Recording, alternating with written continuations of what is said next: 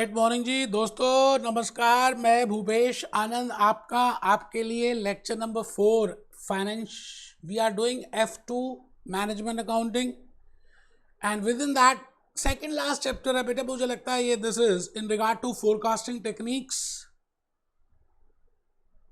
And this is lecture number 4। I have already delivered 3 lectures. मैंने अभी तक 3 lectures deliver कर भी दिए हैं। ये जो लेक्चर नंबर 4 है, दिस इज अगेन जो मैंने लेक्चर 3 में आपको बताया, टाइम सीरीज रिग्रेशन। मैं थोड़ा सा और डिस्कस करूंगा and I will be doing practical questions. आइए आप जल्दी से पहले तो रजिस्टर और बेटा अपना आज कैलकुलेटर को निकालना कंपलसरी है, बिकॉज जो बातें मैं आज आपको बताऊंगा वो प्रैक्टिकली हम करके देखेंगे। तो आप प्लीज अपना एक तो रजिस्टर ओपन करें। Great morning, lecture number 4, chapter number 15, ACCA F2 management accounting forecasting techniques. आपको भविष्य निकालना है एज अ मैनेजमेंट अकाउंटेंट, जो आप बजटरी में करते थे। The budget forecast which you have prepared as per sales budget, as per production budget, cash budget, जो भी कुछ आज तक आपने निकाला था बेटे, that is nothing but forecasting. तो मैं आज एक नई टेक्निक, कुछ और नई टेक्निक्स देखेंगे फोरकास्टिंग टेक्निक्स में। जैसे चावल बनाने तो अलग अलग राइस को प्रिपेयर करने के we have different types of ways in which we can prepare the rice. Similarly, if I want to forecast, there are different, sources of data, and on the basis of that sources of data, I can prepare different types of information from that. I can gather that information. तो भूपेश आनंद आपसे फिर repeat करेगा कि आप कमर सीधी करके बैठे। आज का लेक्चर थोड़ा सा लंबा और थोड़ा सा इंटरेस्टिंग होने वाला है।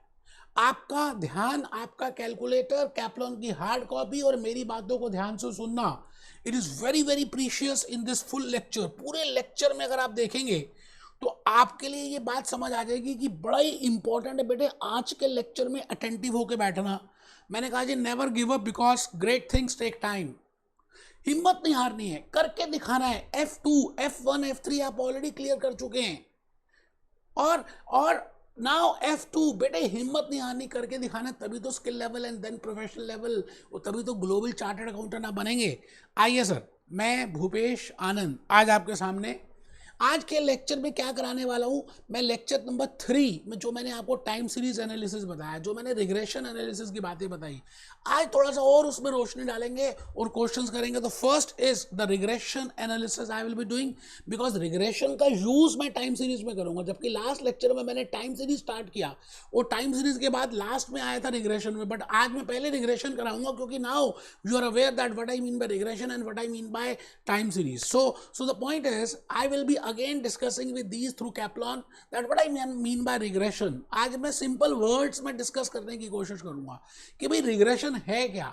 मैंने कहा जी रिग्रेशन और कुछ भी नहीं, रिलेशनशिप फाइंड आउट करने की बात है। तो एक बच्चा कहता है जो कोवेरियंस में किया था, बेटे कोवेरियंस में भी हम 2 वेरिएबल्स के बीच में रिलेशनशिप फाइंड आउट कर रहे थे, बट रिग्रेशन एनालिसिस हम 2 वेरिएबल्स और मोर देन 2 वेरिएबल्स के लिए भी यूज कर सकते हैं। ठीक है, तो आप बिल्कुल टेंशन ना लें। पहले आप लिखें फोरकास्टिंग टेक्निक्स में the techniques which I will be discussing today, that is regression analysis and second is time series analysis.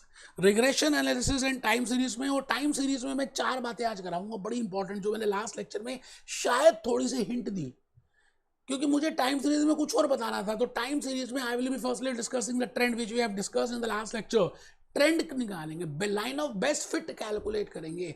जैसे हमने कोवेरियंस में, को रिलेशन में line of best fit, scatter diagram से line of best fit calculate करने की कोशिश की, तो ट्रेंड कैलकुलेट करेंगे। सीजनल वेरिएशंस की बातें करेंगे, साइक्लिकल वेरिएशंस की बातें करेंगे, रेजिडुअल फैक्टर्स की बातें करेंगे। मैंने ये थोड़ा थोड़ा लास्ट लेक्चर नंबर 3 में बताया है, थोड़ा सा और डिस्कस करेंगे। तो आप सब कमर सीधी करके बैठ रहे हैं, इट मीन्स आपको समझ आ रहा है these points which I will going to discuss today, they are very precious and very important. तो आप सब लिख रहे हैं फर्स्ट पार्ट में रिग्रेशन एनालिसिस, आप फिर लिख रहे हैं टाइम सीरीज एनालिसिस, आप लिख रहे हैं ट्रेंड, आप लिख रहे हैं सीजनल वेरिएशंस, आप लिख रहे हैं साइक्लिकल वेरिएशंस, आप लिख रहे हैं रेजिडुअल वेरिएशंस। आज हम डिस्कस करेंगे ये सब है क्या। ठीक है जी, but before starting with anything, मैं आज के इस लेक्चर के थ्रू आपको पहले मैंने पहले आपको बता रहे हैं that what I want to say in regard to regression analysis. दोस्तों फोरकास्टिंग टेक्निक्स में I will be discussing today. In the lecture number 1, lecture number 2, I have discussed covariance. Covariance में भी हम रिलेशनशिप फाइंड आउट कर रहे थे, but वहां पे दो ही वेरिएबल्स हो सकते थे, तभी आप कोवेरियंस निकाल सकते हैं। अच्छा, दो वेरिएबल्स हो तो रिग्रेशन एनालिसिस से भी आप रिलेशनशिप कैलकुलेट कर सकते हैं with help of a equation, और you can also find out the relationship with help of covariance. मतलब कोवेरियंस से हमें खाली इतना पता चलता है कि क्या ये आपस में पॉजिटिवली रिलेटेड है या नेगेटिव रिलेटेड है, और कुछ ज़्यादा एस्टिमेट नहीं कर सकते। और कितनी ज़्यादा रिलेशनशिप है उसके लिए हम कोएफिशिएंट ऑफ कोरिलेशन कैलकुलेट करते हैं। But the point is when I want to find out the relationship and I want to find out the exact figure, कि अगर मैं एक्स की वैल्यू ये रख दूं, इंडिपेंडेंट वेरिएबल की वैल्यू ये रख दूं, and how much will be the value of dependent variable, so in that case I have to find out regression analysis. covariance में मुझे खाली एक आभास होता है, I can only find out, I can only judge that yes there is a relationship, that relationship is positive or negative as the case may be, and in order to find out the magnitude I calculate coefficient of correlation that I have discussed in lecture number 1 and 2 जो मैंने लिखा है यहाँ पर। But ये बेटे lecture number 4 है, और लेक्चर नंबर 3 में मैंने आपको ऑलरेडी टाइम सीरीज बताया। तो मैं आपसे ये कहना चाहता हूँ कि जब आप एक्यूरेट वैल्यूज, जब आप एक डाटा को फिट करते हैं और उसके बाद उसका आउटकम देखते हैं, तो बेटे उसका नाम है, I will say that is named as lecture 3 and lecture 4 which is named as regression analysis and time series analysis. तो रिग्रेशन एनालिसिस क्या है? रिग्रेशन एनालिसिस बड़े सारे वेरिएबल्स की आपस में रिलेशनशिप को भी फाइंड आउट कर सकता है। Covariance can only be calculated, can only be will tell you only the relationship between two variables, तो उसकी लिमिटेशन है। रिग्रेशन एनालिसिस की कोई लिमिटेशन नहीं है। तो regression analysis again it is a technique with the help of which I can find out a relationship. अब as a management accountant, as a ACCA, I want to find out what are the relationship between sales and advertisement expenditure and sales, advertisement expenditure and the market scenario. तो 3 variables आ गए। अब इन तीनों के बीच में relationship के लिए मुझे regression analysis करना पड़ेगा। अच्छा, रिग्रेशन एनालिसिस में मैं क्या करूंगा, डिफरेंट मेथड्स हैं, वो the basis of that I can find out the relationship. एक तो स्कैटर ग्राफ बताऊंगा मैं आपको, स्कैटर डायग्राम। हम क्या करेंगे, सारी वैल्यूज को पुट कर देंगे, है ना। अब पॉइंट ये आता है कि हमारे अपने कोर्स में F2 में there are only 2 variables, and with the help of 2 variables how we can find out the regression line. It means regression analysis हम 2 variables के लिए करेंगे। वैसे रिग्रेशन एनालिसिस मोर देन 2 वेरिएबल्स भी होता है, वो हम F5 में डिस्कस करने वाले हैं, परफॉर्मेंस मैनेजमेंट में करेंगे। आपके इस लेवल के लिए only there are 2 variables, one is x that is independent variable and second is y that is dependent variable. हम हमेशा y ऑन x मतलब डिपेंडेंट और इंडिपेंडेंट, एक जो डिपेंडेंट वेरिएबल होगा हम उसको y में रखेंगे, जैसे हार्ड वर्क ACCA F2 के एग्जामिनेशन में करना, that is independent. Success is dependent, तो सक्सेस को मैं y एक्सिस पे रखूंगा, हार्ड वर्क को x एक्सिस पे रखूंगा। आपको मैंने पहले भी बताया था, जब आप 2 कोऑर्डिनेट ज्योमेट्री बनाते हैं तो एक x एक्सिस होती है, एक y एक्सिस होती है। y एक्सिस में हम जनरली डिपेंडेंट रखते हैं, इसीलिए उसका नाम पड़ता है ग्राफ का y और x। देखिए मैं जल्दी बोल रहा हूँ, आप सारी बातें ध्यान से सुनना, बड़ी इंपॉर्टेंट बातें हैं। मैं आपसे ये फिर कहता हूँ, आपको मैं आज फिर रिलेशनशिप की बातें बताऊंगा। अच्छा, मुझे पता होगा ना जब रिलेशनशिप क्या है, तो I can easily forecast the things. मैं अपने सेल्स के बजट, अपने प्रोडक्शन बजट, अपने कैश बजट इजीली फोरकास्ट कर पाऊंगा। तो रिलेशनशिप 2 वेरिएबल्स के बीच में भी हो सकती है, 2 से ज़्यादा वेरिएबल्स भी हो सकते हैं, उसको बोलते हैं मल्टी रिग्रेशन लाइन। एक होती है रिग्रेशन लाइन जो 2 वेरिएबल्स के बीच होती है, उसको बोलते हैं लीनियर रिग्रेशन लाइन। F2 में हम लीनियर रिग्रेशन लाइन करेंगे और एक इक्वेशन की बातें करेंगे, और इक्वेशन में एक डिपेंडेंट वेरिएबल होता है और एक इंडिपेंडेंट वेरिएबल होता है, और आप बचपन से सीखते आ रहे हैं। एक छोटी सी इक्वेशन मैं बताऊंगा, आप सीखते आ रहे हैं y is equal to a plus bx। आप सभी ने आप कैप्लॉन से कर रहे हैं तो भी अच्छी बात, आप BBB से कर रहे हैं तो भी अच्छी बात है। बेटे ये जो पॉइंट्स मैंने लिखे हैं ना, अपनी नॉलेज भी ऐड की है, तो अगर आप लिखेंगे तो आपको ज़्यादा कंसेप्चुअल क्लैरिटी होगी। तो रिग्रेशन एनालिसिस में आप पता क्या लिख रहे हैं, आप क्या लिख रहे हैं, to establish relationship in between number of variables, बड़े सारे वेरिएबल्स के बीच में संबंध को निकालना, उनके बीच में, उसके बीच में वेरिएशन, उनके बीच में रिलेशनशिप निकालना कि किस तरह की वेरिएशन है, और उसकी एग्जैक्ट वैल्यू निकालना। कोवेरियंस में तो हम खाली रिलेशनशिप निकालकर छोड़ देते थे, फिर हमें कोएफिशिएंट ऑफ कोरिलेशन निकालना पड़ता था। बट रिग्रेशन एनालिसिस में हम नंबर ऑफ वेरिएबल्स, मतलब it can be more than 2 variables, and to find out the exact values, values of that, उसको बोलते हैं रिग्रेशन एनालिसिस। तो A पॉइंट के बाद आप आ रहे हैं B पॉइंट में, but the point is for F2, अगर आप F2 की बात करें तो there are only 2 variables. F5 में हम डिस्कस करेंगे more than 2 variables, number of variables if there are only 2, अगर 2 ही हैं तो उसको बोलते हैं लीनियर लीनियर लीनियर रिलेशनशिप। बेटा उसको बोलते हैं लीनियर रिलेशनशिप। इसका मतलब दो के बीच में जो संबंध है, जो रिलेशनशिप है, that is named as linear relationship. दो से ज्यादा है तो मल्टीपल लीनियर रिलेशनशिप है, बट हम because in our course in F2 we are only concern with linear relationship. तो मैं यहाँ पर क्या कर रहा हूँ, एक वेरिएबल x ले रहा हूँ और एक वेरिएबल y ले रहा हूँ, और x को हम इंडिपेंडेंट लेते हैं, y को डिपेंडेंट लेते हैं, इसलिए y ऑन x करेंगे। और लीनियर रिलेशनशिप निकालने के 3 तरीके हैं, आप लिख रहे हैं। Linear relationship can be established, linear relationship can be established, linear relationship can be established by scatter diagram, by high and low method, and by least square regression analysis. मैं repeat करता हूं, in order to find out the linear relationship, जैसे हमने covariance में किया था, उनकी relationship के लिए ग्राफ बना दिया था, डायग्राम बना दिया था और वैल्यूज को प्लॉट किया था, है ना, उसमें से लाइन ऑफ बेस्ट फिट निकालने की कोशिश की थी।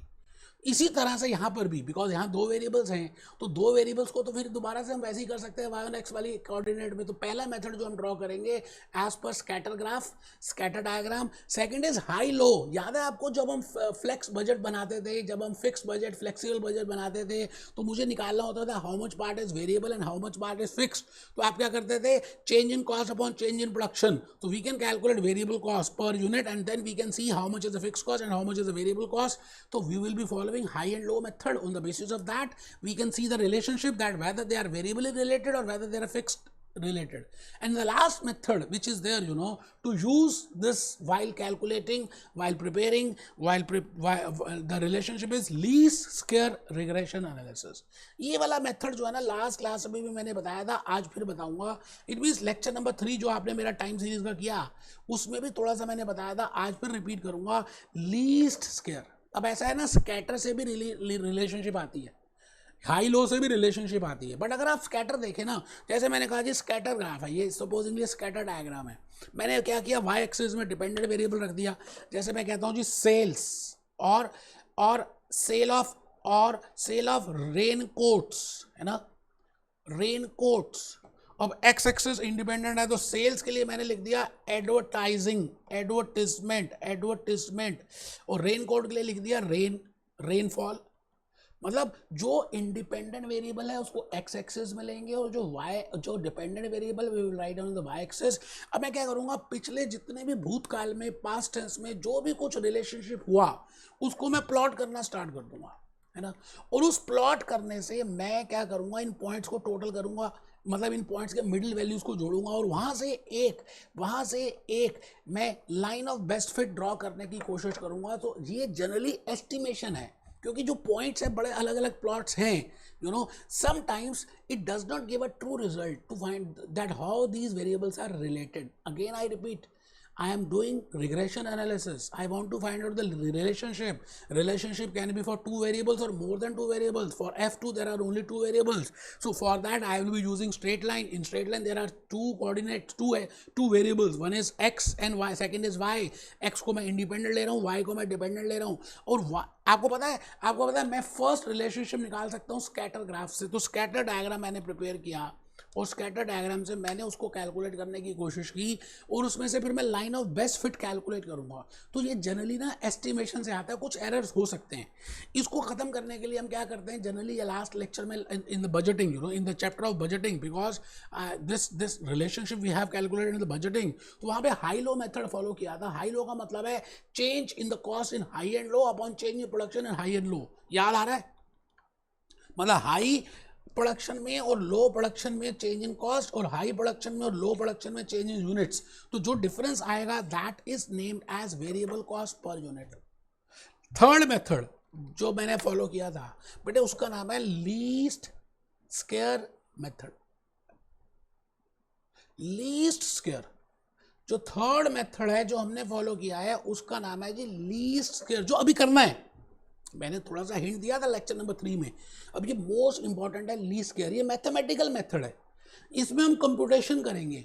इसमें हम क्या करेंगे, एक वैल्यू को कैलकुलेट करने की कोशिश करेंगे और ज़्यादातर ये एक्यूरेट वैल्यू होगी।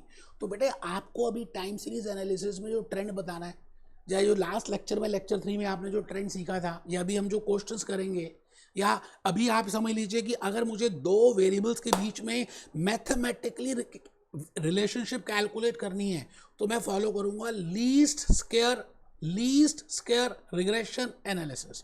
Least square regression analysis to compute the line of best fit statistically. Line of best fit जब मैं स्टैटिस्टिकली निकालने की कोशिश करूंगा, that is named as least square regression analysis.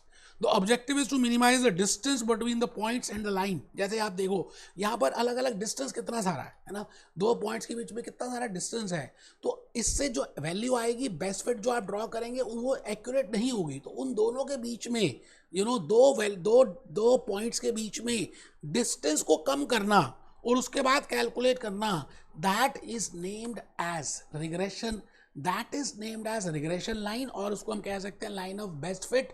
बेटे अभी आप पहले फॉर्मूला समझ लेना, फॉर्मूला मैं समझाऊंगा बाद में, लेकिन आपने ये फॉर्मूला ऑलरेडी किया हुआ है। मैं आ गया जी स्ट्रेट लाइन के ऊपर। सर आप स्ट्रेट लाइन में आ गए, हाँ बेटे आपको याद है ये स्ट्रेट लाइन होती है, आपने कभी देखी है, ये स्ट्रेट लाइन है, y is equal to a plus b x.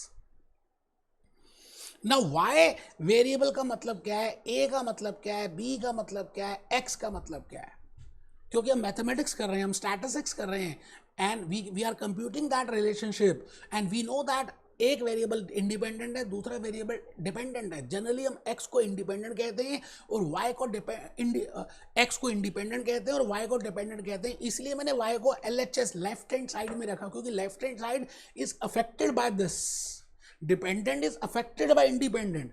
तो मैंने लिखा y is equal to a plus b x. अच्छा a क्या होता है और y क्या होता है, पहले फुल फॉर्म लिख लेंगे, मुझे मालूम है कि आपको पता है, स्टिल आप मेरे कहने पे लिख लेंगे y is equal to independent factor, independent variable. जैसे मैंने अभी भी लिया था, sales is independent variable, raincoat is independent variable, and x is dependent, x is independent variable, y is dependent variable, x is independent variable. जैसे मैंने लिया था advertisement expenditure is independent variable, मैंने कहा था रेनफॉल का होना, बारिश का होना इज इंडिपेंडेंट वेरिएबल। तो एक फैक्टर y है जिसको हम डिपेंडेंट लेंगे, x को इंडिपेंडेंट लेंगे, उसके बाद a का मतलब क्या है, a का मतलब बेटे इंटरसेप्ट, इसको जनरली हम बोलते हैं फिक्स कॉस्ट से। अगर मैं as a management accountant as a AC से समझने की कोशिश करूं तो आप ये बताइए, ये एक फिक्स्ड एंगल होता है, फिक्स कॉस्ट होती है कि आपको इसको हम जनरली स्टैटिस्टिक्स की लैंग्वेज में बोलते हैं इंटरसेप्ट। तो आप पहले लिखेंगे a, अच्छा x लिख चुके हैं, y लिख चुके हैं, a का मतलब है इंटरसेप्ट, अभी लिख लेंगे, मैं अभी एक्सप्लेन करूंगा और ज़्यादा, पहले लिखने का काम कंप्लीट करते हैं। a is equal to intercept, that is fix cost और कांस्टेंट। इसको निकाल सकते हैं कैसे, अभी हमने एक फॉर्मूला लिख दिया, मैं अभी एक्सप्लेन करूंगा, y bar minus b x बार। मैं फिर रिपीट करता हूं, मुझे नहीं पता अभी बी क्या है, खाली फॉर्मूला लिखने के लिए हमने लिख रहे हैं, a is equal to Y bar minus b x bar, a is equal to Y bar minus b x bar. It means a is equal to mean of y, it means mean of variable y, it means mean of sales, अगर मैं x y को sales ले रहा हूँ, minus b slope of x bar, मतलब advertisement का, अगर x को मैं एडवर्टाइजमेंट ले रहा हूँ तो उसका mean, slope into mean of x variable. अभी देखेंगे, टेंशन नहीं, आप खाली लिखने का काम करें। क्या आपको लगता है आपने a लिख लिया, बेटे a का मतलब है intercept, constant, fix cost, a is equal to Y bar minus B into X bar. अब b क्या है, बेटे b स्लोप होती है। जैसे आप देखो ना, किसी भी लाइन को ड्रॉ करें, आप ये बताओ, आप मुझे एक चीज़ बताइए दोस्त, ये जैसे लाइन है ना, मैंने इस लाइन में यहाँ पे ड्रॉ किया तो इसका कुछ एंगल होगा। अब अगर आप एंगल देखना चाहें तो हम इसका एंगल निकाल भी सकते हैं। बेटे ये एंगल देखो, इसको हम एंगल कह सकते हैं। This is x axis, this is y axis, this is angle. तो इसको यहां तक की वैल्यू को बोलते हैं a। अच्छा ये जो है इसको बोलते हैं स्लोप, इसको b बोलूंगा। यहां पर मैंने x ले लिया, यहां पर मैंने y ले लिया, ये मैंने लास्ट लेक्चर में भी एक्सप्लेन किया था। ये ग्राफ से उन्होंने एक्सप्लेन नहीं किया, बट पॉइंट इज, अगर आप ये ग्राफ से करते हैं तो ज़्यादा लॉजिकली बातें समझ आती हैं। तो मुझे y की वैल्यू देखनी है, तो y की वैल्यू मुझे ये देखनी है कि इसमें फिक्स पार्ट कितना है, अच्छा फिर इसमें स्लोप कितनी है, और उसके बाद x की वैल्यू कितनी है, तो देखिए आपके सामने स्ट्रेट लाइन बन रही है y is equal to a plus b x. मैं आज इसकी फुल फॉर्म बता रहा हूँ, और क्या a की वैल्यू को मैं आज आपको ये बता चुका हूं कि इसको निकाल सकते हैं y bar minus B into X बार। अच्छा, b की वैल्यू मतलब स्लोप, मतलब ग्रेडियंट, मतलब उसका उसका उसका स्लोप कितना है। तो ग्रेडियंट की वैल्यू निकालने के लिए, b की वैल्यू निकालने के लिए मैं आज आपको एक बात बताने जा रहा हूं, बड़ी सिंपल सी बात है और उसको हम कैलकुलेट कर सकते हैं। Gradient b is equal to n standard deviation x, standard deviation x y minus standard deviation of x into standard deviation of y upon n x standard x square minus standard deviation of summation of x whole square. मैं फिर repeat करता हूँ, मैंने गलती से standard deviation use कर दिया। Sigma का मतलब होता है बेटे, इसका मतलब है सिग्मा, सिग्मा का मतलब है टोटल। टोटल को हम ग्रीक से बोलते हैं बेटे, टोटल को हम ग्रीक से बोलते हैं। आप ग्रीक वर्ड है, आप समझ रहे, पहले लिखो। मुझे मालूम है आपको पता है, बट स्टिल आप मेरी बात मानिए और इसको लिखने की कोशिश कीजिए दोस्त, आराम से। b का मतलब है स्लोप, स्लोप को बोलते हैं ग्रेडियंट। ग्रेडियंट को निकालने का एक फॉर्मूला यूज करेंगे और उस फॉर्मूले को मैंने लिखा, क्या लिखा जी, n into summation sigma summation of xy minus summation of x into summation of y upon n into summation of x square minus summation of x whole square। अब एक बच्चों को नींद आ रही थी, वो कहा था ये और ये सेम है। बेटे बिल्कुल सेम नहीं है, ये देखो ना ध्यान से, पहले x का स्क्वायर करेंगे फिर सिग्मा करेंगे, यहाँ पर x टोटल सिग्मा x का होल स्क्वायर करेंगे। अब ये फॉर्मूला बना कैसे है, आया कैसे है, हमारे कोर्स में नहीं है, बट स्टिल मैं बताऊंगा अभी थोड़ी देर के लिए। आप मान लीजिए कि आपको समझ आ गया, मैंने यहाँ पर पहुंचा था जी, आप पहले उस वैल्यूज को लिख लें। ये देखिए जी, b का मतलब है स्लोप, स्लोप का मतलब है ग्रेडियंट, ग्रेडियंट का मतलब है b। जैसे वेरिएबल कॉस्ट पर यूनिट आप निकालते थे, क्योंकि वो हर नंबर ऑफ यूनिट्स पे बढ़ जाएगी, variable cost per unit will increase as we increase the number of units. So variable cost per unit is slope. अगर 5 रुपये पर यूनिट वेरिएबल कॉस्ट है तो it will increase on the basis of 5। अगर 18 है तो 18 के basis पे बढ़ेगी। It means variable cost per unit is slope, और आई विल से ग्रेडियंट, और इन स्टैटिस्टिकली हम उसको बी से बोलेंगे। और अच्छा, बी का फॉर्मूला देखिए मैंने क्या लिखा है, एन मतलब नंबर ऑफ पेयर्स। उस डाटा में नंबर ऑफ पेयर्स कितने हैं, मतलब कि रिलेशनशिप तो हम पेयर्स के बीच में निकाल रहे हैं, into summation of x y minus summation of x into summation of y under the divided by n, n मतलब number of pairs into summation of x square minus summation of x whole square. पहले मैं मान के चलता हूं कि आपको पता है, और n की वैल्यू लिख लीजिए, number of pairs in the data. आइए जी एक क्वेश्चन करके देखेंगे। मैं भूपेश आनंद आज आपके सामने कैप्लॉन को लेकर आ चुका हूं। कैप्लॉन आपके सामने रिग्रेशन एनालिसिस का पॉइंट मैं आज बता रहा हूं। ये सब बातें मैंने बता दी हैं, अब आपको लॉजिकली ज़्यादा समझ आएंगी। जैसे लिखा है, regression analysis concern with the relationship between number of variables, बड़े सारे वेरिएबल्स के बीच में रिलेशनशिप को फाइंड आउट करना। जैसे मैं कहता हूं जी, नरेंद्र मोदी जी का रिलेशनशिप पूरे कंट्रीज के कंट्री के मिनिस्टर से, इन सब से नंबर ऑफ वेरिएबल्स के साथ रिलेट करना, उसको हम जनरली बोलते हैं रिग्रेशन एनालिसिस। बट मैंने कहा ना, F2 के लिए, मैनेजमेंट अकाउंटिंग के लिए हमारी जो कैलकुलेशन है that is restricted to two variables. तो यहाँ देखिए क्या लिखा है, I am doing for two variables, so there are variety of methods on the basis of which we can find out the relationship। हमें लाइन ऑफ बेस्ट फिट निकालना है ना। लाइन ऑफ बेस्ट फिट मतलब एक लड़का और एक लड़की की मैरिज होने वाली है, वो आपस में बातें करते हैं, 10 मीटिंग्स में मिले, उन्होंने कुछ बोला, उसने कुछ बोला, उसने कुछ बोला, उसने कुछ बोला, उसने कुछ बोला, उसने कुछ बोला। 10 मीटिंग के बाद अगर हम उस डायग्राम को, 10 मीटिंग के डाटा को फीड कर दें, तो हम ये फाइंड आउट कर सकते हैं कि क्या ये आपस में इनकी थॉट्स रिलेट भी करती हैं या नहीं करती। तो उसको हम निकालने के लिए 3 मेथड फॉलो कर सकते हैं। एक तो स्कैटर ग्राफ, दूसरा हाई लो मेथड, तीसरा लीस्ट स्क्वायर रिग्रेशन एनालिसिस। बेटे स्कैटर ग्राफ तो मैंने अभी अभी जैसे बताया, हम क्या करेंगे, ग्राफ बना देंगे, तो सारे पॉइंट्स को प्लॉट करेंगे और उसके बाद उसमें से एक लाइन को ड्रॉ करने की कोशिश करेंगे। ये ज़्यादातर एक्यूरेट मेथड नहीं होता to find out the relationship. Second is high-low method, which I have just told you in the handwritten slides as well as in budgeting. We have already done high-low method. And the third is least square method, जो मैं अभी बताने वाला हूँ, जो मैंने lecture 3 में भी थोड़ा सा बताया था। लीस्ट स्क्वायर मेथड में हम क्या करते हैं, एक इक्वेशन को पहले लिखते हैं, जैसे हमने यहाँ पे लिखा y is equal to a plus b x. y is dependent, x is independent, a is intercept, fix cost, b is slope, and we can calculate the b with help of least square, हम ये least square method use कर रहे हैं. That is the formula is, ये देख लीजिए ये formula जो मैंने बताया आपको. अच्छा, ए की वैल्यू भी निकाल सकते हैं, Y bar minus b x बार, इसको भी निकाल सकते हैं. अच्छा, ये सारी बातें क्या है, प्रैक्टिकल क्वेश्चन करके समझ आएंगी. मैं चाहता हूं कि आप सभी के सभी स्टूडेंट्स जो मेरे अपने ही बच्चे हैं, है ना, आप ये इलस्ट्रेशन नंबर 1 अपने सामने रखिए, सारी बातें क्लियर हो जाएंगी. What I want to say you in regard to regression analysis and how we can find out the relationship in between the two variables, because we are restricted to linear relationship in F2 even by regression analysis, and then how we can calculate that relationship between two variables with the help of least square method. तो देखिए जी, मैं लिख रहा हूँ जी. It is a company that has 6 shops. Each shop advertise in local newspaper, and the marketing director is interested in the relationship between the amount that they spend on advertising and sales revenue. It means they want to find out the relationship between advertisement expenditure and sales revenue.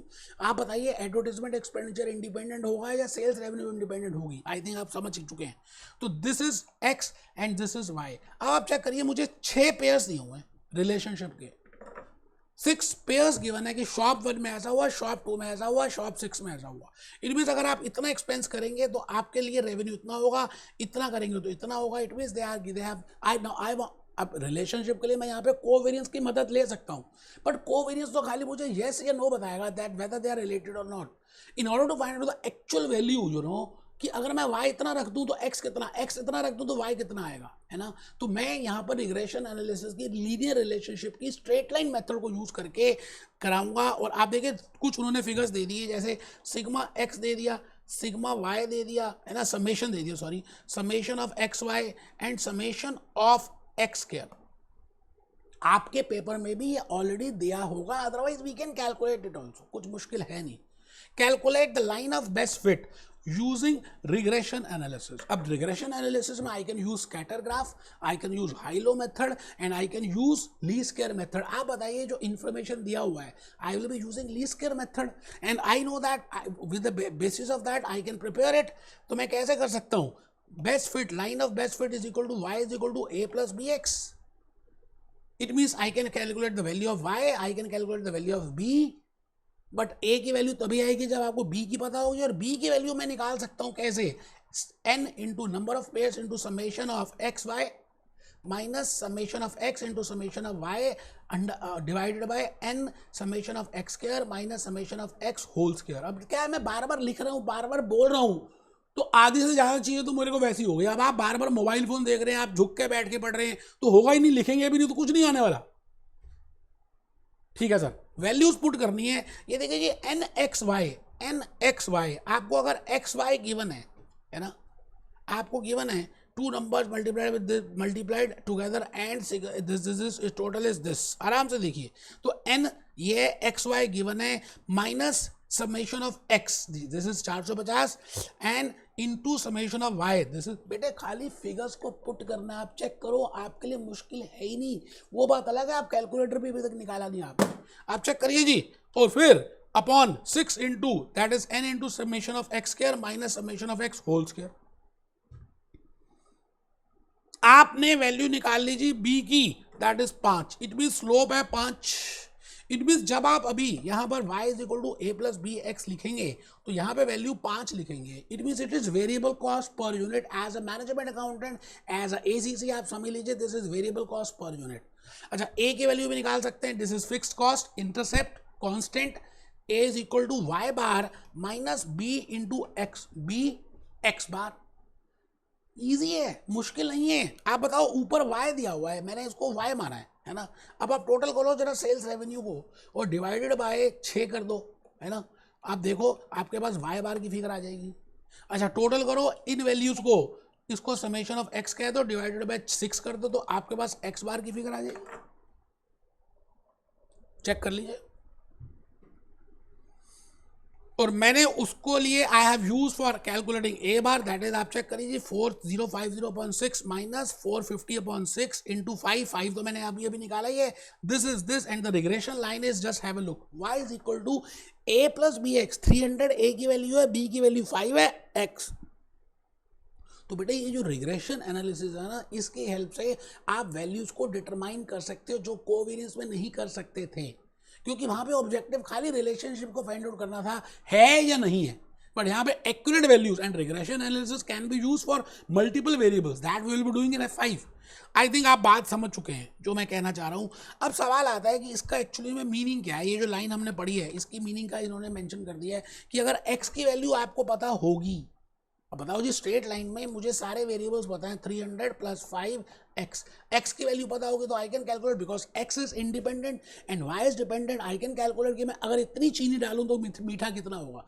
चीनी डालना is independent, मीठा होना is dependent. अगर मैं इतना advertisement expenditure करूं तो how much will be the sales. Getting my point. तो आप इसको बजटरी कंट्रोल में भी यूज कर सकते हैं, जो इन्होंने बड़ा इंपॉर्टेंटली एमसीक्यू में दिया हुआ है और आपके पेपर के लिए बड़ा इंपॉर्टेंट है, that how we can use linear regression because we have related 2 variables. तो उस लीनियर रिग्रेशन को हम बजटिंग में कैसे यूज कर सकते हैं। तो बेटे आप सेल्स बजट जो आपने प्रिपेयर किया है ना, जो आपने कैश बजट बनाया, परचेज बजट बनाया, स्पेसिफिकली सेल्स बजट सबसे पहले हम प्रिपेयर करते थे, क्योंकि सेल्स बजट से ही प्रोडक्शन बजट, सेल्स बजट से परचेज बजट, सेल्स बजट से ही मटेरियल रिक्वायरमेंट बजट बनते हैं। तो सेल्स बजट को आप इजीली रिग्रेशन लाइन से कर सकते हैं कि आपकी कंपनी, आपकी organisation, how much they are planning to do advertisement expenditure, how much x dollars they want to expend in advertising. It means on the basis of that you can find out that how much will be the value, how much will be the value of that sales. So we can find out the value of sales. इतने में इतना तो इतने में कितना, इसको बोलते हैं इंटरपोलेशन। इंटरपोलेशन सुने, क्रॉस मल्टीप्लिकेशन सुने, तो बेटे हम क्रॉस मल्टीप्लिकेशन कर रहे हैं और कुछ भी नहीं कर रहे हैं। तो आई थिंक आप इसको बजटिंग में आराम से यूज कर सकते हैं। इसको थोड़ा सा आप पढ़ लीजिएगा और एक बड़ा प्यारा सा छोटा सा एक आपको टेस्ट टू अंडरस्टैंडिंग गिवन है, जो अभी मैंने क्वेश्चन दिया इलस्ट्रेशन, उसी के बेस पे आपको sigma summation of x y भी दिया है, समेशन ऑफ एक्स स्क्वायर भी दिया है, समेशन ऑफ एक्स भी दिया है, एक्स बार निकाल सकते हैं, वाई बार निकाल सकते हैं, y is equal to a plus b x कर सकते हैं और उसकी इंटरप्रिटेशन भी कर सकते हैं। दोस्तों मैं फिर रिपीट करूंगा, ये जो उन्होंने कहा जी वेरिएबल कॉस्ट, इसका मतलब बी निकालना है, इसका मतलब ए निकालना है, ईजी है। अब सवाल आता है कि अगर मैंने यहां पर 2 वेरिएबल्स के बीच में रिलेशनशिप निकाल लिया तो इसको हम कैसे अब टाइम सीरीज में यूज करेंगे। आइए जी, आइए थोड़ा सा लिखेंगे फिर हम दोबारा से कैप्लॉन में आ जाएंगे। आइए दोस्त, मैं भूपेश आनंद, आज का ये जो लेक्चर मैंने स्टार्ट किया, अभी अभी जो स्टार्ट किया था, इसमें मैं आपसे ये कहना चाहता था कि आज हम 2 टूल्स करने वाले हैं, रिपीट करेंगे कि लेक्चर 3 में वी हैव डिस्कस्ड। तो लेक्चर 3 की नॉलेज और लेक्चर 4 की नॉलेज के बाद आप डांस करना स्टार्ट कर देंगे। तो regression analysis is a technique to find out the relationship and linear regression is a technique to find out the relationship between 2 variables. And the next is I can use that relationship. जब मुझे पता चल गया कि ये 2 variables हैं जिनकी relationship ये है, तो मैं टाइम सीरीज एनालिसिस की तरफ बढ़ रहा हूं। मुझे मालूम चल गया कि ACCA के हार्ड वर्क की रिलेशनशिप सक्सेस के साथ है। इतना हार्ड वर्क डालोगे तो इतनी सक्सेस आएगी। और मैंने आपका F1 और F3 का डाटा चेक कर लिया, हिस्ट्री का। मैं अज्यूम कर रहा हूं कि आपका F1 और F3 क्लियर हो चुका है and after that you are doing F2 and F1 और F3 का मुझे डाटा पता चल गया and I know that relationship of success and hard work, so I can predict the figures for F2. अब कई बार ऐसा भी होगा कि F1 में और F3 में जो डाटा था, F3 का जब पेपर देना था तो आपके भैया की शादी थी, तो उसको हम बोलते हैं सीजनल वेरिएशंस। इट मींस कई बार उस डाटा को हमें ठीक करना पड़ेगा। तो बेटे आज अभी आप सभी बड़ी प्यारे प्यारे एग्जाम्पल से मैं एक्सप्लेन करने की कोशिश करूंगा। The next technique which I have already discuss in lecture number 3, मैं थोड़ा सा ब्रशअप करा रहा हूं, that is time series analysis. और टाइम सीरीज एनालिसिस एक बेटर और वर्जन है, क्योंकि मैं रिग्रेशन एनालिसिस का यूज करूंगा in order to find out the time series. और उस टाइम सीरीज में मैं 4 वेरिएबल्स की डिस्कशन करूंगा, ट्रेंड की, सीजनल वेरिएशंस की, साइक्लिकल वेरिएशंस की और रेजिडुअल वेरिएशंस की। रशिया वर्सेस यूक्रेन का जो वॉर है, कोविड-19 आज से 10 साल पहले जो हुआ था, बेटे उन सभी की रिलेशनशिप को मैं कहूंगा that is residual relationship. But आपको पता है इस दुनिया में इकोनॉमिकल साइकिल चल रही है, बूम आता है फिर डाउनफॉल आता है। जैसे एक ह्यूमन बीइंग है, ह्यूमन बीइंग चाइल्ड से यंग होता है, यंग से फिर एक मैच्योर होता है, मैच्योर से ओल्ड हो जाता है, फिर ऐसे साइकिल चल रही है, उसको बोलते हैं साइक्लिकल वेरिएशंस। बिल्कुल ऐसे ही इकोनॉमी भी ऐसी चल रही है, वेव्स के साथ चल रही है। पहले बूम आएगा, फिर थोड़ा सा रिकवरी आएगी, फिर मैच्योरिटी आएगी, फिर डाउनफॉल आएगा, रिसेशन आएगा, फिर ऐसे। इट मीन्स जो आप अभी रिलेशनशिप फाइंड आउट करेंगे या जो भी कुछ आप फोरकास्ट करेंगे, because you are doing forecasting, तो उसमें आपको 4 बातों का ध्यान रखना है। पहला, ट्रेंड का ध्यान रखना है। दूसरा, उसमें सीजनल वेरिएशंस का ध्यान रखना है। तीसरा, साइक्लिकल वेरिएशंस का ध्यान रखना है। और फोर्थ, रैंडम वेरिएशंस का ध्यान रखना है। आप सब इस समय कमर सीधी करके टाइम सीरीज का लिख रहे हैं। Time series analysis is a बड़े भैया ऑफ रिग्रेशन एनालिसिस। इसलिए मैंने लेक्चर 3 में पहले टाइम सीरीज एनालिसिस बताया। आज वो नॉलेज और ये नॉलेज आप जब कंसोलिडेट करेंगे तो आपको ज़्यादा लॉजिकली समझ आएगा। बेटे, टाइम सीरीज एनालिसिस में there are 4 variables which we take into account. Actually में in time series we want to find out the trend, we want to find out the line of best fit. But एक तो होता है trend, एक होता है seasonal variation, एक होता है साइक्लिकल वेरिएशन, एक होता है रेजिडुअल फैक्टर। इन चारों को जोड़ दें तो हम रिलेशनशिप निकाल सकते हैं। तो मैं आ गया जी सबसे नीचे, ट्रेंड क्या है। ट्रेंड जो अभी आपने 2 वेरिएबल्स के बीच में रिलेशनशिप निकाला, ट्रेंड हम जनरली बोलते हैं लॉन्ग रन में कैसा होगा। मतलब आप हार्ड वर्किंग हैं, लेकिन चांस की बात है आपका F1 और F3 फर्स्ट अटेम्प्ट में नहीं हुआ, कोई बात नहीं, लेकिन आप हैं तो हार्ड वर्किंग, आप हैं तो इंटेलिजेंट, तो आपका स्किल, आपका प्रोफेशनल हो जाएगा। तो ट्रेंड इसको बोलते हैं। ट्रेंड मतलब हम पूरे पास्ट टेंस की इंफॉर्मेशन को चेक करेंगे और उसके बाद चेक करेंगे कि आपका लॉन्ग रन रिलेशनशिप क्या है। तो ट्रेंड लिख रहे हैं, it is a long term movement, it is a long term movement, it is a long term movement. आप सब लिख रहे हैं टाइम सीरीज एनालिसिस में, आप लिख रहे हैं trend is a long term movement. जो मतलब लंबे समय तक की मूवमेंट है उसको ट्रेंड बोलते हैं। अब ट्रेंड को कैलकुलेट करने के लिए हम देखो, एक तो इंस्पेक्शन कर सकते हैं। अब यही इंपॉर्टेंट है that how we can calculate the value of trend. Trend का मतलब है कि अगर कैटरीना कैफ ने कुछ बोला तो रणबीर ने क्या बोला, फिर आलिया ने क्या बोला, अगर हम इंस्पेक्शन करें तो हम ट्रेंड निकाल सकते हैं। ठीक है, तो ट्रेंड का मतलब है उसके बेसिस पे we can find out the relationship. जो ट्रेंड का पहला मेथड है इंस्पेक्शन। ट्रेंड का दूसरा मेथड अभी आपने किया था बी, जो बी की वैल्यू निकाली थी, जो स्लोप की वैल्यू निकाली थी, जो ग्रेडियंट की वैल्यू निकाली थी, जो आपने अभी रिग्रेशन कोफिशिएंट कैलकुलेट किया था, उसको हम बोलते हैं रिग्रेशन एनालिसिस। रिग्रेशन और लीस्ट स्क्वायर रिग्रेशन एनालिसिस, और रिग्रेशन कोफिशिएंट कह दें, स्लोप कह दें, बी की वैल्यू कह दें। याद है रिग्रेशन कोफिशिएंट को, रिलेशनशिप को हम निकाल सकते हैं स्कैटर से, हाई लो से और लीस्ट स्क्वायर से। तो ट्रेंड को निकालने के लिए हम लीस्ट स्क्वायर का यूज करेंगे। और मेथड 3 है मूविंग एवरेज। तो बेटे आज के इस लेक्चर में मुझे बस 1-2 बातें ये बतानी है। लीस्ट स्क्वायर तो आपको पता ही है, मूविंग एवरेज बताना है, कुछ क्वेश्चंस कराने हैं, और इसके बाद साथ साथ आपको सीजनल वेरिएशन की बातें बतानी है, साइक्लिकल वेरिएशन की बातें बतानी है। कुछ मुश्किल है नहीं, कमर सीधी करके आप बैठेंगे, साथ साथ लिखेंगे तो मुश्किल दिखेगा नहीं आपको। आइए जी, मैं भूपेश आनंद इस समय आज आपके सामने खड़ा हूँ, और आपको सबको मालूम चल चुका है कि हमने लास्ट लेक्चर में अभी लास्ट इसी लेक्चर में थोड़ी देर पहले जो मैंने कराया था आपको, ये करा चुका हूँ बेटे, ये तो ऑलरेडी करा चुका हूँ। इंस्पेक्शन का मतलब इंस्पेक्शन होता है, इसको क्या कराना है। अच्छा, मूविंग एवरेज, लीस्ट स्क्वायर भी करा चुका हूँ, अभी भी तो कराया था मैंने लीस्ट स्क्वायर, अभी तो कराया। बी की वैल्यू कैसे निकालते हैं, आपने जो लिखी नहीं, n b is equal to number of pairs of observation into summation of x y minus summation of x into summation of y upon n into summation of x square minus summation of x whole square. इसको ऐसे तो निकालते हैं b की value को। This is slope, this is the regression coefficient, this is gradient, and this is the value on the basis of which I can find out the trend। Trend कैसे निकलेगा, relationship से, और relationship कैसे निकलती है, मैं least square method best method use कर रहा हूँ। तो ये तो कर ही चुके हैं, अब बार बार क्या कराना है, अभी क्वेश्चन आएगा तो देख लेंगे।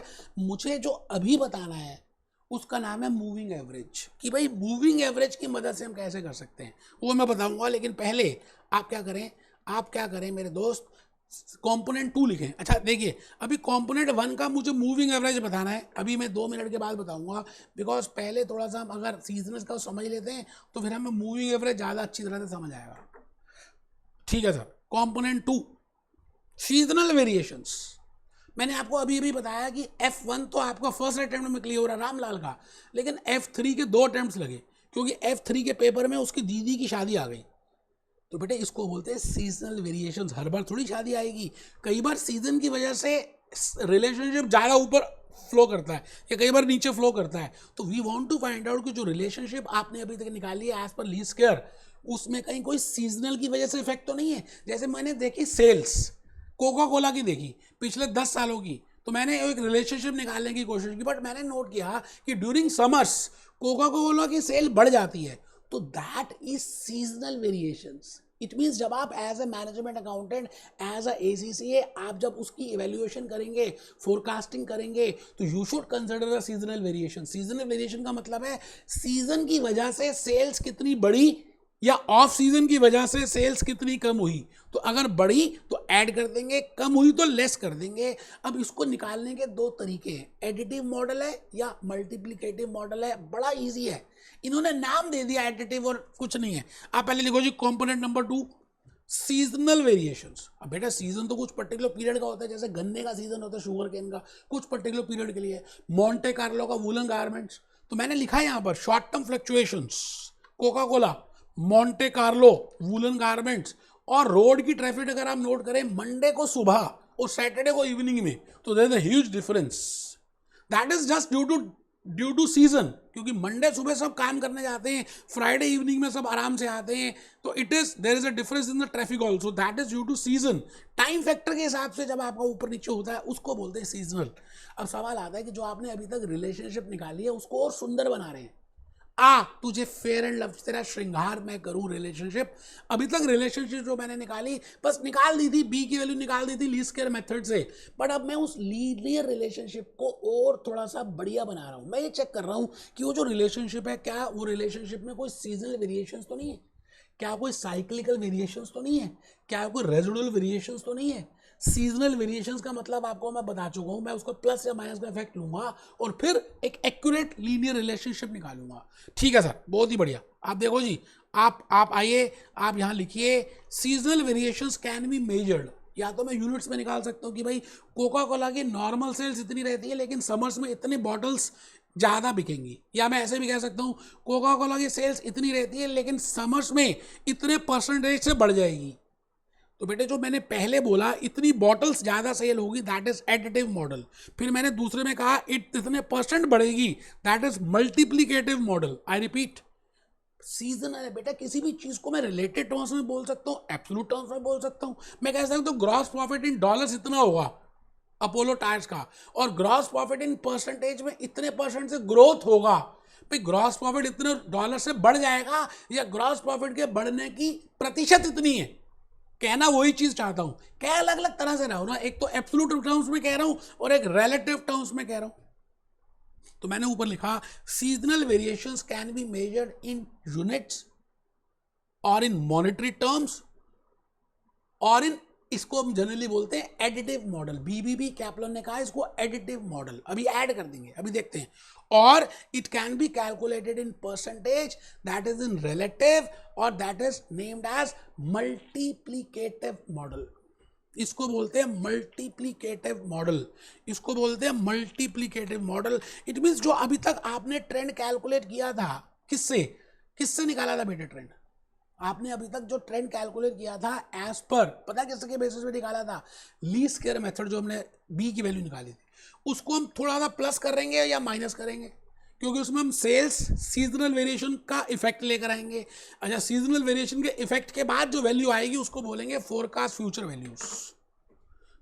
भूपेश आनंद मेरा नाम है, मैं आपके सामने इस समय खड़ा हूं। आप as a management accountant, as a F2, you want to forecast the figures, and because you want to forecast the figures, you should know the base year, the base figures, you should know the trend, and within that trend we are adding something or we are deducting something as per the model which I am given to me, and then I can calculate the forecast figures.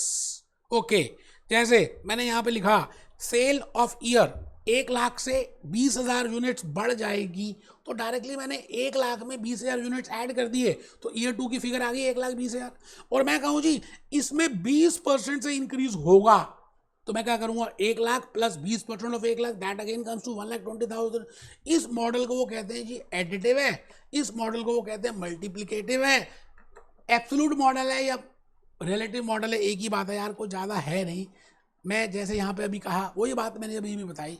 ठीक है sir, आइए जी हम एक छोटी सी illustration के through इस बात को समझने की कोशिश करते हैं कि कहना क्या चाह रहा हूँ। आइए बेटे, बेटे ए मेरे बेटे, आओ आओ बेटा, ये देखो टाइम सीरीज की तरफ बढ़ रहा हूँ। कोरिलेशन कोफिशिएंट हमने लेक्चर 1 और 2 में ऑलरेडी पहले कर लिया था।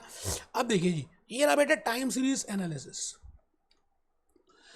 A time series is a series of figures recorded over time. मतलब हमने भूतकाल के सारी डाटाज ले लिए, एक बच्चे की फर्स्ट क्लास से लेकर 11th क्लास तक की रिपोर्ट कार्ड को ले लिया। जैसे इकोनॉमी के पॉइंट से देखें तो unemployment over last 5 years, output over last 12 months we have taken into account, और उसमें हम निकालना चाहते हैं कि ट्रेंड क्या है। Time series is a technique used to identify whether there is any historical trend, कि भाई क्या कोई भूतकाल में कोई ट्रेंड था। Use the analysis historical to forecast the trends into future, उसके बाद उस ट्रेंड को मैं फ्यूचर की वैल्यूज निकालना चाहता हूं। Identify whether there are any seasonal variations. I want to check that whether in that trend there is some seasonal variations which I have to take the effect for that, and at last I have to see, you know, and I will apply this to this, and basically I can say there are 4 components I have already seen. We have already seen in the handwritten slides. The component 1 is the basic is trend. This is basic pay, है ना, जैसे allowances होते हैं, परक्यूजर्स होते हैं, basic पे का मोटा अमाउंट होता है। Trend, seasonal variation, cyclical variation, this trend को मैंने अभी भी बताया, I can calculated with help of inspection. आप इंस्पेक्शन से कर सकते हो, आप लीस्ट स्क्वायर से भी कर सकते हो, जो बी की वैल्यू निकाली, आप मूविंग एवरेज से भी कर सकते हो। अभी मैंने लीस्ट स्क्वायर बता दिया, मूविंग एवरेज बताना है, 1-2 मिनट के बाद बताऊंगा। सीजनल वेरिएशंस में आ गया, मैंने अभी बताया, आप जो ट्रेंड निकाल रहे हो you have to find out कि वो सीजनली क्या वेरिएशंस तो नहीं है उसमें, क्या वो सीजनल कंपनी तो नहीं है, क्या वो सीजनल बिजनेस तो नहीं है, क्या वो शुगर केन का बिजनेस तो नहीं है, क्या वो कोल्ड ड्रिंक्स का तो नहीं है, क्या वो वूलन गारमेंट्स का तो नहीं है। As a management accountant I want to find out that whether the organisation in which I am dealing whether that is a seasonal company और not. So I want to find out the seasonal variations, and now that seasonal variations I have to take the effect for that. I have already discussed that, and that is given either in units or in percentage, which is named as additive or multiplicative model. And when I say forecast, I mean trend plus this or trend into this. रटना कुछ नहीं है, मैं question के through सारी बातें अभी explain कर ही देता हूँ, मुश्किल है ही नहीं। आप क्वेश्चन पढ़िए जी आराम से, इलस्ट्रेशन नंबर 3 को पढ़ें, मैं बाकी की बातें धीरे धीरे अपने आप ही बताऊंगा। कंसिडर अ बिजनेस, वो कहते हैं कि एक बिजनेस को कंसिडर करो, the following are the actual results, it means ये एक्चुअल यूनिट सोल्ड है। मतलब आपको यहां खड़े हैं, आप कौन, आप मैनेजमेंट अकाउंटेंट, आपको पिछले लास्ट 4 क्वार्टर्स की इंफॉर्मेशन उन्होंने दे दी कि क्वार्टर 1 में ये सेल हुई, क्वार्टर 2 में, क्वार्टर 3 में, क्वार्टर 4 में। अब आपको नेक्स्ट ईयर की प्रोडिक्शंस करनी है, फोरकास्टेड वैल्यूज कैलकुलेट करनी है। तो मैंने यहाँ पे लिखा है जी क्वार्टर 1, 2, 3, 4, फिर मैंने लिखा यूनिट सोल्ड, यहाँ पर कितने बिके 65, फिर कितने बिके 80, फिर कितने बिके 70, फिर कितने बिके 85। तो as a management accountant I want to predict, मैं अब क्या करना चाहता हूँ, आई वांट टू प्रिडिक्ट, मैं क्या प्रिडिक्ट करना चाहता हूँ, यहाँ की वैल्यूज, यहाँ की वैल्यूज, यहाँ की वैल्यूज, यहाँ की वैल्यूज अभी बताएंगे वो। तो इसके लिए मैं क्या करूँगा, टाइम सीरीज एनालिसिस यूज करूँगा, और टाइम सीरीज एनालिसिस में पहले ट्रेंड देखूंगा, फिर सीजनल वेरिएशंस देखूंगा, फिर साइक्लिकल वेरिएशंस देखूंगा, जो रेजुडल बताऊंगा। अभी मैंने रेजुडल और साइक्लिक नहीं बताई, कोई टेंशन मत लें, आप आइए जी नीचे। The trend is expected to increase by 10 units per quarter. अब उन्होंने 10 यूनिट एब्सोल्यूट दिए, वो कहते हैं कि ट्रेंड जो है 10 यूनिट से बढ़ रहा है, and has been calculated as 60 units in the for the first quarter. मतलब आपने जब यहाँ पे लिखा था तो यहाँ पर 60 था, है ना, वो 10 यूनिट से बढ़ेगा। ठीक है जी, ठीक है, देखो 60 क्वार्टर 1, फिर 70, फिर 80, फिर 90, मतलब ये होना चाहिए था, क्योंकि हम कह रहे थे 10 यूनिट से आपके unit sale, number of unit sold बढ़ जाएंगे। तो 60 थे पहले क्वार्टर में, तो दूसरे क्वार्टर में 70 होने चाहिए, तीसरे क्वार्टर में 80 होने चाहिए, और चौथे क्वार्टर में 90 होने चाहिए। एक्चुअली कितने बिके ये नाउ द पॉइंट इज, करना क्या है, how might these figures be use to develop a science time series model. अब आपको टाइम सीरीज मॉडल कैलकुलेट करना है, बड़ा इजी है। टाइम सीरीज मॉडल में हम क्या करते हैं, ट्रेंड को निकालते हैं, सीजनल वेरिएशंस देखते हैं, साइक्लिकल वेरिएशंस देख रहे हैं, जो मैंने अभी तक नहीं बताई, रेजिडुअल बताई, वो भी नहीं बताई, खाली अभी तक 2 ही बातें बताई, ट्रेंड, और वो भी हम कैसे कर सकते हैं, bye inspection, bye least square और बाय मूविंग एवरेज। अभी मैंने मूविंग एवरेज ही नहीं बताया, अभी बेसिकली मैं यहाँ पे सीजनल की बातें करूँगा। ठीक है जी, इसलिए ट्रेंड तो उन्होंने 10 यूनिट का ऑलरेडी दे दिया, वो जो 10 कैलकुलेट किया कि 60 से 70, 70 से 80, 80 से 90, वो जो 10 है या तो लीस्ट स्क्वायर मेथड से आया होगा, या इंस्पेक्शन से आया होगा, या मूविंग एवरेज से आया होगा। इंस्पेक्शन आपको पता है आपको लीस्ट स्क्वायर भी पता है, मूविंग एवरेज में बताने वाला हूं. So how these figures for can be used for developing time series model in order to forecast the figures of quarter of year 2. It means year 2 के क्वार्टर्स की figure को फोरकास्ट करना है using additive model and multiplicative approach. Question को पढ़ेंगे ध्यान से, मुश्किल है ही नहीं.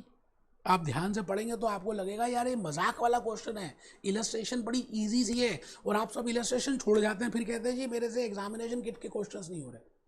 पहले क्वेश्चन को ध्यान से देखें, पढ़े बेटे बिल्कुल प्यार से. आपको हिस्ट्री की बातें गिवन है, पास्ट टेंस गिवन है.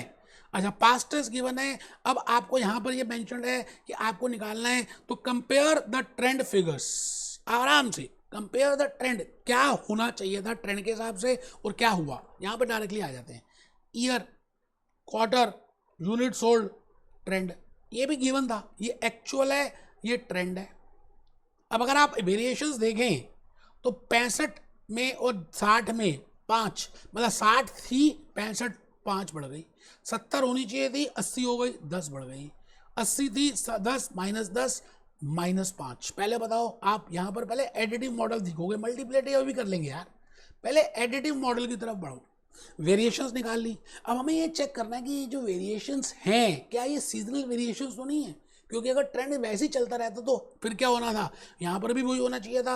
मतलब 70 के हिसाब से फिर 80, 80 है तो 90, 90 है तो 100, ऐसे बढ़ना चाहिए था मतलब. तो देखिए क्या लिखा है, द मल्टीप्लिकेटिव देख लेते हैं. तो अब आप चेक करिए जी, क्वार्टर ईयर 2 में, क्वार्टर 1 में आपका जो ट्रेंड है वो कैसे आया, सो कैसे बना. क्योंकि देखो क्वार्टर 4 में, ईयर 1 के क्वार्टर 4 में 90 यूनिट्स हैं. ट्रेंड के हिसाब से 10 यूनिट हर क्वार्टर में बढ़ेंगे. तो ईयर 2 के पहले क्वार्टर में 100 यूनिट, फिर 10 बढ़ गए तो 110, फिर 10 बढ़ गए तो 120, फिर 10 बढ़ गए तो 130. अच्छा, अगर आप वेरिएशंस देखो तो पहले क्वार्टर में 5 यूनिट्स ज़्यादा बिके हैं, तो 100 में से 5 बढ़ गए तो 105. हमने एडिटिव मॉडल यूज़ किया फॉर सीजनल वेरिएशंस, क्योंकि जो चेंज हुआ, मैं ये मान के चल रहा हूँ, it is not due to cyclical, it is not due to residual, it is only due to seasonal. क्योंकि मैंने अभी साइक्लिकल और रेजिडुअल बताया नहीं है, और वो होते भी मान्यूट है. तो मैं ये अज्यूम कर रहा हूँ ये जो वेरिएशन है, this variation is purely due to seasonal. ऊपर वैसे लिखा भी हुआ है, उन्होंने अज्यूम किया है that this variation is due to seasonal, but the variation in the trend can be due to season, it can be due to cyclical, can be due to residual. I am assuming that residual और cyclical अभी नहीं है, only due to seasonal. तो उसका effect मैं ले रहा हूँ ट्रेंड में. +5, +10, -10, -5, ये फिगर्स आपकी सेल्स बजट में आ जाएंगी, जो नेक्स्ट ईयर में, नेक्स्ट ईयर के क्वार्टर 1, क्वार्टर 2, क्वार्टर 3, क्वार्टर 4 में एज पर एडिटिव मॉडल होंगी. अब अगर आपको मल्टीप्लिकेटिव मॉडल करना है तो मैं क्या बताऊँ, ये तो 3rd क्लास का क्वेश्चन है जी. आप पूछेंगे मैं बताऊंगा वैसे. आप ये चेक करिए जी, 5, आप इसकी वेरिएशन निकाल लीजिए. 5 डिवाइडेड बाय 60, ये आ गया जी 8.33. ये देखो मैं कर रहा हूँ 5 डिवाइडेड बाय 60, फिर 10/70, बेस तो वो है, तो 10 डिवाइडेड बाय 70, 10 डिवाइडेड बाय 70, ये आ गया जी 14.28. इट मीन्स मैं यहाँ पर क्या कर रहा हूँ, वेरिएशंस रिलेटिव टर्म्स में निकाल रहा हूँ, और उसको फिर यूज़ कर दूंगा. ये देखो, ये 8.33 मैंने यहाँ यूज़ कर दी, फिर 14.29 यहाँ पे यूज़ कर दी, फिर 12.5 यहाँ पे यूज़ कर दी, -12.5 माइनस यहाँ पे यूज़ कर दी. मुश्किल है ही नहीं. अब जब मैंने आपको एक्सप्लेनेशन दे दी है, अब आप ध्यान से इस वीडियो को देखने के बाद जब अपने आप खुद करेंगे तो आपको समझ आ जाएगा कि यार मैं कहना क्या चाह रहा हूँ, सीजनल वेरिएशंस में मैं क्या बताना चाह रहा था. आई थिंक आपको लॉजिकली समझ आ जाएगा. अब बेटे सवाल आता है cyclical variations, because time series model को बनाना है तो 4 कंपोनेंट्स हैं. एक है ट्रेंड, बड़े पापा, एक है उसके छोटे पापा, दैट इज सीजनल वेरिएशंस, बाकी तो टिन्नू मिन्नू है, साइक्लिकल वेरिएशंस और residual factors.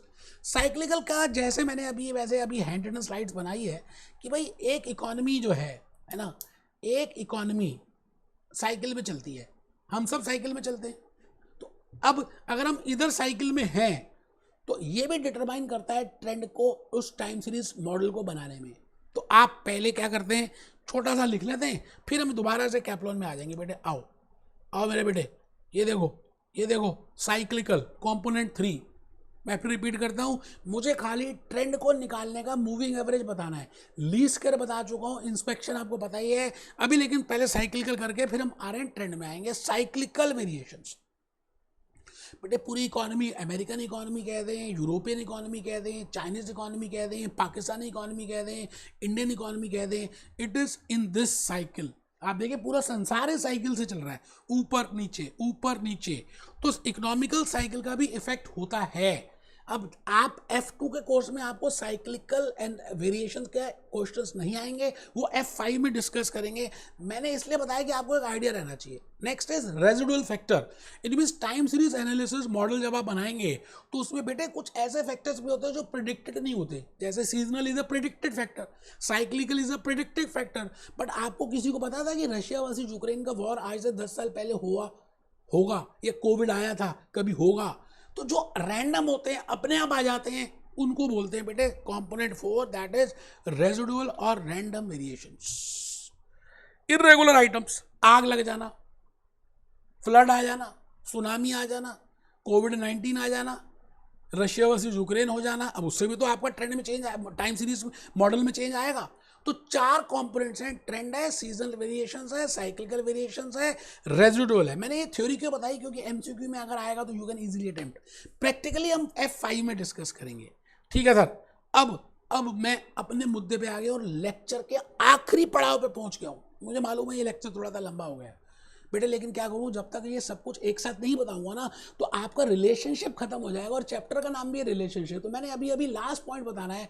Time series analysis में एक होता है ट्रेंड को निकालने के 3 तरीके होते हैं। एक होता है इंस्पेक्शन, एक होता है लीस्ट स्क्वायर, एक होता है मूविंग एवरेज। मैं आने वाले 5-6 मिनट मूविंग एवरेज बताने वाला हूं, और मूविंग एवरेज के 1-2 क्वेश्चंस करके मैं आपको ये टेक्निक पूरी रिपीट कर दूंगा। तो आप कमर सीधी करके बैठे हैं और आप लिख रहे हैं trend can be calculated by 3 methods. One is the inspection, the second is the least square, that is B, that is regression coefficient, and the third is moving average. बेटा ये भी किया हुआ है आपने, और ज़्यादा बेटर मेथड है वैसे moving average as compare to other methods. तो अभी हम देखेंगे मूविंग एवरेज है क्या, और बेटे इस मूविंग एवरेज में हम करते क्या हैं। हम क्या करेंगे, एवरेज में एक वैल्यू को लेंगे, दूसरे को हटा देंगे, फिर 3 year moving, 4 year moving, 5 year moving, कुछ भी हो सकते हैं। मैं कैप्लन में आऊँगा बेटे, कहते हैं लेकिन थोड़ा सा लिखोगे ना तो फिर कैप्लन में आओगे तो ज़्यादा समझ आएगा। मैं चाहता हूँ आप कमर सीधी करके आप 1-2 बातें लिख दें। लेक्चर 4 बस आखिरी पड़ाव में है, आखिरी सांसें ले रहा है। A series of average calculated from a series of average, झुंड of average calculated from historical time series data। भूतकाल की बड़ी सारी चीजों से हम मूविंग एवरेज जब निकालें तो moving average is a better tool, because क्योंकि ऐसा होता है ना कि हम एवरेज क्या है बार बार निकाल रहे हैं, एक को छोड़ रहे नया ले रहे हैं, फिर छोड़ रहे नया ले रहे हैं, फिर छोड़ रहे नया ले रहे हैं, तो अल्टीमेटली इसमें गलती होने के चांसेस कम होते हैं। क्योंकि अगर कहीं ना कहीं कोई इफेक्ट हमने छोड़ भी दिया तो वो आ जाएगा। तो ट्रेंड को कैलकुलेट करने के लिए बेस्ट मेथड या तो लीस्ट स्क्वायर है और या मूविंग एवरेज है। तो मूविंग एवरेज के पॉजिटिव्स आपने लिखे, और नोट नंबर 1 में आप लिख रहे हैं moving average should be calculated, moving average should be calculated, क्योंकि इसमें कितने ईयर्स का निकालना है वो इंपॉर्टेंट है। On the basis of pattern is repeated, ये लिख लें। फिर मैं आपके सामने बड़ी प्यारी प्यारी सी 1-2 क्वेश्चंस करके आपको सिखाऊंगा। आप बस ये लिख लें, आपने लिखा नोट 1 लिख रहे हैं। Note 1 is very very precious for your examination. Moving average should be calculated. Moving average should be calculated on the basis of pattern. On the basis of pattern is repeated. कितनी बार वो pattern repeat हुआ। अभी आ रहे हैं, मैं illustration number 4 में सीधा ही आ रहा हूँ जी। आप क्या मेरे से नाराज मत होना बेटे बस नाराज नहीं हो रहा है, बाकी सारी बातें ठीक है। हम मान लिया कि थोड़ा सा लंबा हो गया, इसका मतलब आप नाराज हो जाओगे बेटा। ये देखो मूविंग एवरेज का क्वेश्चन देख लो, कर लो बेटे, पढ़ो बेटा। A business is forecasting the value of their sales for the first quarter of coming year. Current year values are as follows. जून जुलाई अगस्त सितंबर, ठीक है जी, जून जुलाई अगस्त सितंबर, अक्टूबर नवंबर दिसंबर, ठीक है sir. Use moving average to calculate the forecast sales value for January to March. मतलब जनवरी इसके बाद आएगा, फरवरी इसके बाद आएगा, मार्च इसके बाद आएगा। आप यहाँ पर मान के चल रहे हैं कि सीजनल वेरिएशन नहीं थी, साइक्लिकल मूवमेंट्स नहीं थी, रेजिडुअल मूवमेंट्स नहीं थी। अच्छा, साइक्लिकल रेजिडुअल तो हमेशा नील ही मानेंगे आप F2 में, सीजनल तभी मानेंगे जब आपको उसने मेंशन किया होगा ट्रेंड और एक्चुअल, तभी निकाल सकते हैं सीजनल जो अभी हमने किया, अदरवाइज आप सीजनल को भी नील ही मानेंगे। ठीक है सर, हम क्या कर रहे हैं यहाँ पर 3 मंथ मूविंग एवरेज को निकाल रहे हैं, क्योंकि एक क्वार्टर में 3 महीने होते हैं और एक साल में 4 क्वार्टर्स होते हैं। ठीक है जी, तो हम 3 मंथ्स का कैलकुलेट कर रहे हैं। अभी अभी आपने जो नोट 1 में लिखा था वो यही बात थी, that why I want to calculate for 3 months. ठीक है, तो मैं यहाँ पे 3 मंथ्स का निकाल रहा हूँ। सेल्स ये दी हुई है, इसको टोटल कर रहा हूँ, आप टोटल करिए। 851 plus 771 plus 916 plus divided by 3, that comes to, अच्छा इन्होंने अभी डिवाइड नहीं किया, बाद में करेंगे, कोई बात नहीं। 851 प्लस 771 प्लस 916 प्लस, ये आ गया बेटा 2538, चेक कर लीजिए। फिर आप इसको छोड़ देंगे 851 को और इसको पकड़ लेंगे। अब इसका टोटल कर लीजिए, माइनस 851 प्लस 935, ये आ गया जो 2622। मतलब जिसको छोड़ लो उसको माइनस कर दो, जिसको ऐड करना है उसको ऐड कर दो। अब मैं इसको छोड़ दूंगा, अब मैं क्या करूँगा, नीचे वाली वाली पकड़ लूँगा, तो माइनस 771 प्लस 855, ये वैल्यू आ गई जी 2706। देखो कितना इजीली और जल्दी हो रहा है। वो बात अलग है कि आप कैलकुलेटर से नहीं कर रहे, आप कैलकुलेटर मोबाइल फोन के कैलकुलेटर से यूज कर रहे हैं, आप बेवकूफ हैं, क्योंकि वो अलाउड ही नहीं है। क्या लगता है जी, मूविंग एवरेज निकाल लिया, इसका टोटल, इसका एवरेज में सीधा निकाल सकते थे, इन्होंने उसको स्टेप नंबर 2 कह दिया जी, इसका एवरेज निकाल लीजिए। ये देखो, divided by 3 divided by 3 divided by 3 divided by 3। अब होगा क्या, जब मैं इतनी सारी एवरेज निकालूंगा तो कहीं ना कहीं करेक्टनेस ज़्यादा आ जाएगी। करके देखिए जी, 2538 divided by 3, that comes to 846। ये आप पहले स्टेप में ही कर सकते थे, मतलब आपने 3 साल का डाटा टोटल किया, एवरेज वहीं पे निकाल दिया। ठीक है सर। स्टेप नंबर 3, अब आप ट्रेंड कैलकुलेट कर सकते हैं। कैसे निकालेंगे trend? Compare the trend to the actual sales to calculate the seasonal variations. अच्छा, यहाँ पर अगर हम कंपेयर करें तो सीजनल निकाल सकते हैं, सॉरी सर मेरी गलती है, तो सीजनल वेरिएशंस निकाल सकते हैं। से अगर आपको एक्चुअल सेल्स वैल्यू और ट्रेंड वाली वैल्यूज दी हो तो आप कैलकुलेट कर सकते हैं। आपने यहाँ पर ट्रेंड कैलकुलेट कर लिया कि भाई ट्रेंड कुछ इस तरह से आएगा, है ना, 846 874, तो मैंने वो वैल्यूज यहाँ लग दी, 846 874, ये आ गया ट्रेंड, और ये एक्चुअल सेल्स दी हुई हैं, इसका आपने वेरिएशंस कैलकुलेट कर लिया।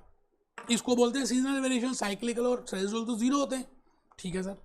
स्टेप नंबर 5, फिर मैंने क्या किया, जून जुलाई अगस्त मेरे को निकालना था नेक्स्ट का, तो मैंने ये सारी फिगर्स 958 तक तो यहाँ पे रख दी। अब मैं आ गया जी, दिसंबर का निकालना है, जनवरी का कैलकुलेट करना है, फरवरी का निकालना है, मार्च का निकालना है। आप बताइए 986 कैसे आया? 986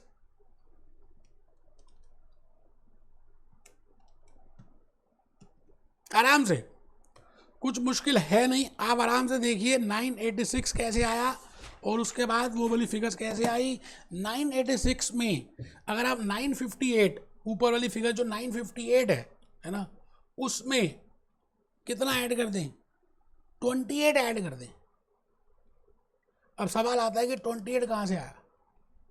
958 पहले देख लो अब कैसे आया। 958 प्लस 28, 986 प्लस 28, 1014 प्लस 28, 1042 प्लस 28। आराम से, मैं फिर रिपीट करता हूँ जी, आप पहले आराम से ये देख लीजिए, फिर मैं बता दूंगा 28 कहाँ से आया।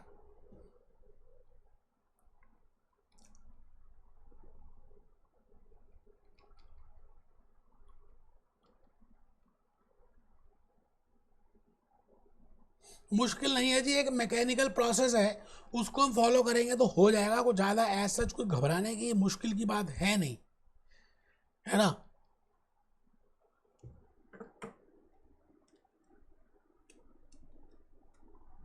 आराम से देखिए, पहले आप ये कर लो। अब देखो, आप जुलाई से अगस्त, मैं कलर चेंज कर रहा हूँ कि आपको समझ आए, जुलाई से अगस्त देखें तो 28 का डिफरेंस है। अब आप अगस्त 874 माइनस 902, अब आप देखें तो इन दोनों में भी 28 का डिफरेंस है, फिर इन दोनों में 28 का, फिर इन दोनों में 28, इसका मतलब सभी में 28 का डिफरेंस है। तो मैंने वो 28 ले लिया, जो आपको कैप्लर ने एक्सप्लेन नहीं किया, भूपेश आनंद ने किया। अब आपके पास एक वैल्यू आ गई, ठीक है, ट्रेंड की वैल्यू आ गई। इसमें अब आपने सीजनल वेरिएशन प्लस माइनस करना है, तो ट्रेंड टोटल आएगा। तो मतलब आपके पास अभी एक बेसिक वैल्यू आई है, मुझे टाइम सीरीज मॉडल निकालना है, तो trend plus minus seasonal variation. तो ट्रेंड तो मैंने निकाल लिया, ये ऊपर से आई, ये वैल्यूज आई ना, ये 902, ये देखो 902, 930, 986, मैंने ट्रेंड ले लिया। सीजनल वेरिएशंस में ऑलरेडी निकाल चुका हूँ, आप चेक करिए, ये सितंबर में 33, सितंबर से लिया ना मैंने, तो सितंबर 33 -75 प्लस 42, फिर दोबारा से वही होगा 33 -75 प्लस 42, मतलब क्वार्टर फर्स्ट के जो फर्स्ट मंथ में वो सेकेंड ईयर के क्वार्टर में भी फर्स्ट क्वार्टर में भी फर्स्ट मंथ में होगा। तो मैंने इफेक्ट लिया और यहाँ पर ये मैंने वैल्यूज निकाल ली। आपको अभी तक वैसे ये क्वेश्चन आया नहीं है, लेकिन इजी है, मूविंग एवरेज से आप इजीली कर सकते हैं। कुछ ज़्यादा ऐसा कोई हैवी क्वेश्चन नहीं है कि आप घबरा जाएं, डर जाएं, कुछ ज़्यादा मुश्किल है नहीं। मैं भूपेश आनंद एक बार और आगे चला और थोड़ी सी नई बातें और थोड़ी सी नई क्या, एक प्रैक्टिस और करते हैं क्वेश्चन की, और फिर जिससे कि लॉजिकली आपको और ज़्यादा समझ आ जाए। आइए जी, मैं यहाँ पर आ गया जी इलस्ट्रेशन नंबर 5 में। देखिए जी illustration number 5, in comparing a company has to temperature regulated this they are preparing forecast purchases of manure for the next year, growing of herbs। अब आपने मैन्योर और हर्ब्स को निकाला, तो मैन्योर एक क्या है, इंडिपेंडेंट फैक्टर है, और हर्ब्स क्या है, डिपेंडेंट फैक्टर है। तो उन्होंने ऑलरेडी ये दे दिया है, टन्स परचेज वाई है, इसको उन्होंने एक्स ले लिया, एक्स स्क्वायर निकाल दिया, एक्स वाई निकाल दिया, आपको सारी फिगर्स दे दी हैं जी, सिग्मा वाई सिग्मा दिस। एक बच्चा कहता है सर मुझे समझ आ गया, यहाँ पर हम लीस्ट स्क्वायर मेथड यूज करेंगे। Yes, we can calculate the trend with help of inspection, with help of least square और with help of moving average. अभी जो कराया था मूविंग एवरेज है। आपको नोडल हल्का सा कम समझ आया, अपने आप सॉल्व करें। अब तो मैंने आपको वीडियो में पूरा बताया, या अपने आप करें, फिर उसके बाद वीडियो देखें, फिर करें, फिर देखें, समझ आ जाएगा, कोई मुश्किल नहीं है। Now you have to calculate this for the month of this. So I will be using regression analysis. B की वैल्यू निकालेंगे, n number of pairs, summation of xy minus summation of x into summation of y upon some n into summation of x square minus summation of x whole square। मत करो, आप मत लिखो, मुझे तो वैसे ही याद होता जा रहा है, आप बाद में करना, मुझे क्या वैल्यूज पुट करनी है भाई साहब, चेक करिए, वैल्यूज पुट करनी है और वैल्यूज ऊपर उन्होंने कैलकुलेट कर दी है। ये तो रिग्रेशन एनालिसिस में ऑलरेडी कर लिया था, बट मैं बताना चाहता था कि टाइम सीरीज मॉडल जब आप बनाते हैं, जब आप ट्रेंड कैलकुलेट करते हैं, तो उस ट्रेंड में आप इस रिग्रेशन की मदद ले सकते हैं। तो मैंने वो बताया है, आप आराम से चेक कर लीजिए, मुश्किल है ही नहीं। और फिर आपको टेस्ट ये वाला क्वेश्चन आराम से घर में कर लेना जी, ये ईजी है, अब आपको समझ आ गया है ना। थोड़ा सा खुद भी तो करोगे तभी तो बनोगे, पेपर आपने देने, मैंने तो देने नहीं। तो आपको मैं इतना बता दूं कि अगर आपने वीडियो ध्यान से देखा है और उसकी कैलकुलेशन साथ साथ की है तो मुश्किल है नहीं। मिलते हैं जी लेक्चर 5 में। Be happy, be jolly, B